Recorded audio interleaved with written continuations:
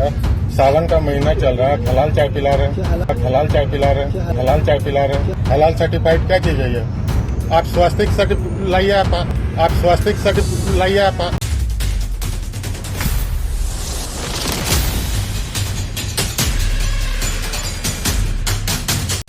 मुझसे कहा जबरील जुनून ने ये भी वही इलाही है। मुझसे कहा जबरील जुनून ने ये भी वही इलाही है। मज़हब तो बस मज़हब दिल है, बाकी सब गुमराही है। सलाम, नमस्ते, सत श्री अकाल। मैं हूँ आपके साथ हर्षिता मिश्रा और आप देख रहे हैं टाइम्स मेल। इस वक्त हमारा देश पूरी तरह से ज़ॉम्बी बनने के लिए तैयार है। ज़ॉम्बी उस खतरनाक वायरस की एक कल्पना है जो धर्म, जाति, क्षेत्र और लिंग के आधार पर किसी भी व्यक्ति का विरोध या फिर उसकी हत्या कर सकते हैं। ऐसे में चाय पर बहुत बड़ा बवाल शुरू हो गया। हमारे देश में उस पार्टी की सरकार है जिसने चाय पर चर्चा करके पूरे देश का मूड बदल दिया, लेकिन अब उसी चाय पर बवाल हो चुका है। क्या बता सकते हैं कि चाय पत्ती का ताल्लुक मांस से होता है या सब्जी से? क्या आप बता सकते हैं कि चाय पत्ती का ताल्लुक मांसाहार से होता है या शाकाहार से? क्योंकि ऐसा ही हाल देखने को मिल रहा है जिसमें अब चाय पत्ती का ताल्लुक मांसाहार से जोड़ा जा रहा है। खासकर चाय पत्ती का ताल्लुक मुसलमानों से जोड़कर इस पर सवाल उठाए जा रहे हैं, जबकि चाय पत्ती का ताल्लुक ना तो इस्लाम से है और ना ही मुसलमानों से। हमारे देश में चाय और कॉफ़ी बहुत भरपूर मात्रा में सेवन होती है। दक्षिण भारत में कॉफ़ी का इस्तेमाल ज़्यादा होता है, तो वहीं उत्तर भारत में चाय का इस्तेमाल होता है। खासकर चाय की दीवानगी का एक अलग ही आलम देखने को मिलता है। हमारे देश में हर धर्म के लोग चाय पीते हैं। कुछ लोग चाय के बहुत दीवाने होते हैं। चाय की ऐसी दीवानगी भारत में देखने को मिलती है कि अगर कुछ लोगों को वक्त पर चाय ना मिले तो उनके सिर में दर्द होने लगता है। कुछ लोग अपना सर दर्द कम करने के लिए चाय पीते हैं और कुछ लोग चाय के इतने आदी हो चुके हैं कि जब तक वो सुबह सुबह चाय न खटक लें वो संडास की तरफ नहीं जाते। तो ऐसे वक्त में चाय को अगर शक की निगाह से देखा जाएगा तो सोचिए चाय पीने वालों के दिल पर क्या गुजर रही होगी। सोशल मीडिया पर एक वीडियो वायरल हो रहा है जिसमें दावा किया जा रहा है कि चाय पत्ती से धार्मिक भावना आहत हो रही है। चाय के पैकेट पर हलाल लिखा होने की वजह से चाय पर सवाल उठाया जा रहा है और ये भी सवाल उठाया जा रहा है कि सावन के महीने में आखिर इस पर हलाल क्यों लिखा हुआ है। ये सवाल पूछा जा रहा है कि आखिर चाय के पैकेट पर हलाल सर्टिफिकेशन क्यों मौजूद है और ये कहा जा रहा है कि इस पर हलाल सर्टिफिकेशन क्यों किया गया, क्योंकि हलाल शब्द का ताल्लुक हिंदुओं से नहीं है बल्कि हलाल का ताल्लुक मुसलमानों से है। तो चाय पत्ती को छुरी से हलाल करके पैकेट में बंद किया गया है या फिर चाय के गले पर छुरी चलाकर इसे हलाल बनाया गया, क्योंकि हलाल का ताल्लुक मुसलमानों से है और मामला अगर मुसलमानों से जुड़ जाता है तब तो फिर हमारे देश का गेरुआ टोला कैसे हार मान सकता है।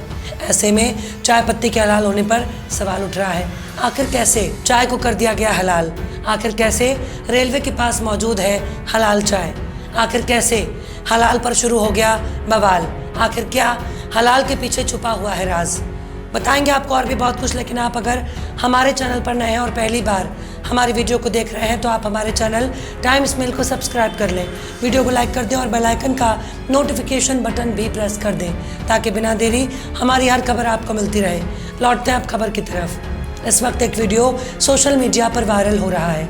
ट्रेन में यात्री सवाल उठा रहे हैं कि उसे हलाल सर्टिफाइड चाय क्यों परोसी गई है।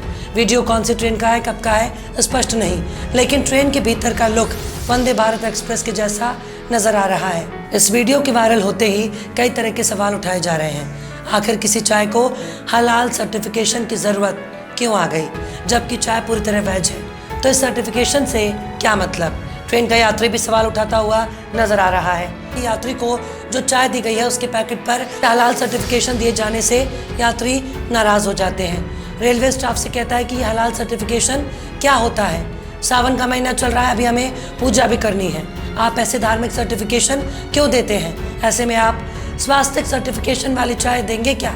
जब यात्री रेलवे स्टाफ के सामने लगातार ये सवाल पूछा तो रेलवे स्टाफ कहता है कि यह चाय पूरी तरह वेज है, चाय वेज ही होती है। रेल स्टाफ की तरफ से उस पैकेट को भी दिखाया गया जिस पर साफ साफ लिखा था कि ये पूरी तरह वेज है, लेकिन यात्री रेलवे स्टाफ के तर्कों से बिल्कुल भी संतुष्ट नहीं होता।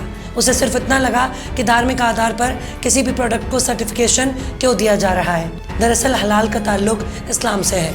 इस्लाम में हलाल और हराम का कॉन्सेप्ट पाया जाता है। हलाल का मतलब होता है वो चीज़ जिसे इस्तेमाल किया जा सकता है और हराम का ताल्लुक उस चीज़ से होता है जिसे नापाक माना जाता है, जिसे इस्तेमाल करना तो दूर की बात है, उसे छूना भी गुनाह माना जाता है। मुसलमान केवल अपने घर का बनाया हुआ गोश्त ही खाता है। अगर उसे यात्रा के दौरान वेज और नॉन वेज का ऑप्शन दिया जाए तो वो केवल वेज ही खाना पसंद करता है। मतलब हराम और हलाल को लेकर मुस्लिम समुदाय बहुत ही गंभीर है। भारतीय कंपनियां भी अब हलाल सर्टिफाइड प्रोडक्ट बना रही हैं ताकि अगर मुसलमान किसी प्रोडक्ट को इस्तेमाल करना चाहे उसे कोई हिचक ना हो।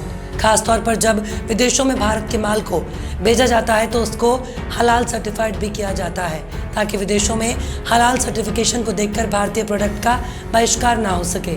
यानी भारत की बनी हुई चीज़ अगर अरब देशों में जाती है या मुस्लिम देशों में जाती है या कोई मुसलमान इस्तेमाल करना चाहे तो हलाल सर्टिफिकेशन को देखकर ये निश्चित हो सकता है कि इसमें कोई भी हराम चीज़ नहीं है।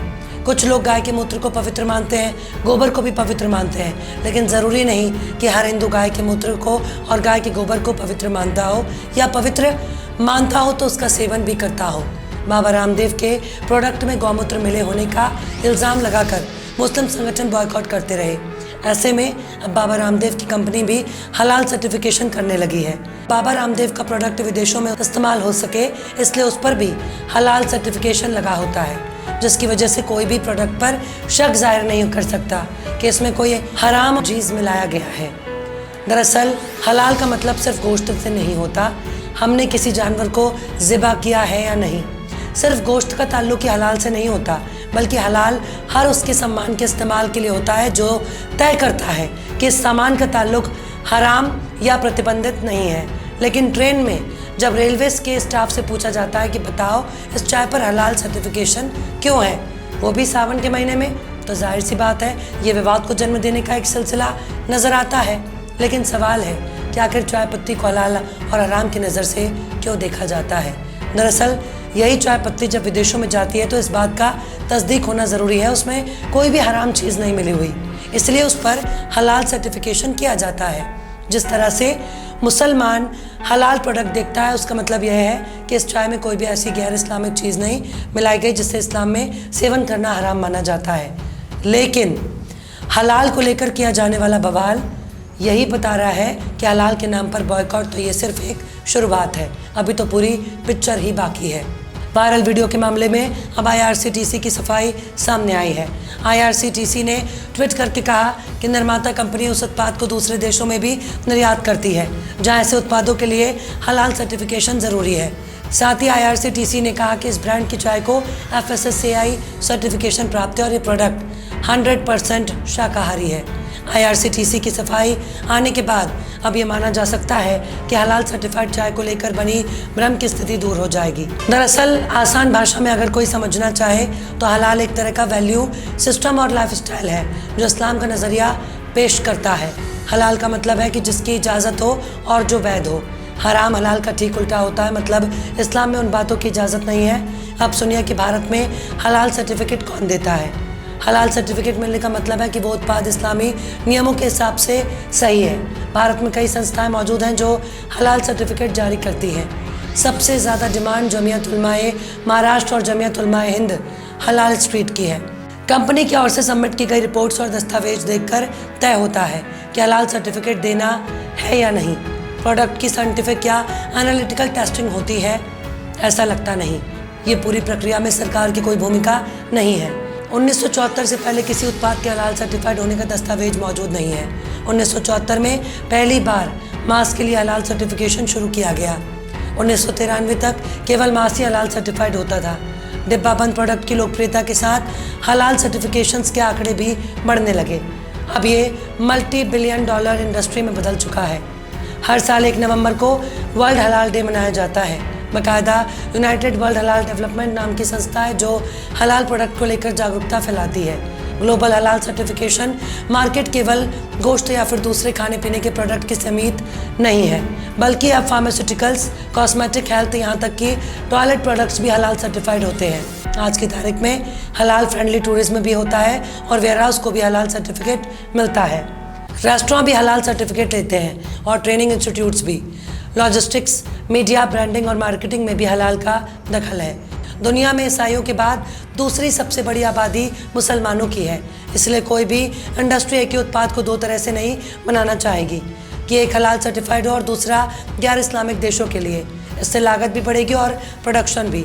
इसी वजह से हलाल सर्टिफिकेट लेकर कंपनियों को प्रोडक्ट बेचने में आसानी होती है। हमें उम्मीद है कि हलाल का मतलब आप समझ गए होंगे। फिलहाल इस वीडियो में बस इतना ही। ये वीडियो आपको कैसा लगा कमेंट बॉक्स में ज़रूर बताइए। वीडियो पसंद आए तो लाइक करें। हमारे वीडियो लिंक को फेसबुक, ट्विटर, व्हाट्सएप पर अपने रिश्तेदार, यार, दोस्तों को भी शेयर करें और बेबाक, निष्पक्ष, स्वतंत्र पत्रकारिता को सपोर्ट करने के लिए आप हमारे चैनल टाइम्स मेल को ज़रूर से सब्सक्राइब करें और हाँ, बेल आइकन की घंटी वाली बटन भी आप ज़रूर से दबा दें ताकि आपको हमारे आने वाले नए वीडियो की नोटिफिकेशन फ़ौरन ही मिल जाए। फिर मिलता है किसी और वीडियो में एक नई खबर के साथ। हर्षिता मिश्रा को दीजिए इजाज़त। जय हिंद। तो देख लिया आपने हमारे इस वीडियो को। हमें उम्मीद है कि आपने हमारे वीडियो को लाइक किया होगा और दूसरों को भी शेयर किया होगा। अगर अभी तक आपने हमारे चैनल टाइम्स मेल को सब्सक्राइब नहीं किया है तो जल्दी से सब्सक्राइब कर दें और बेल आइकन भी प्रेस कर दें।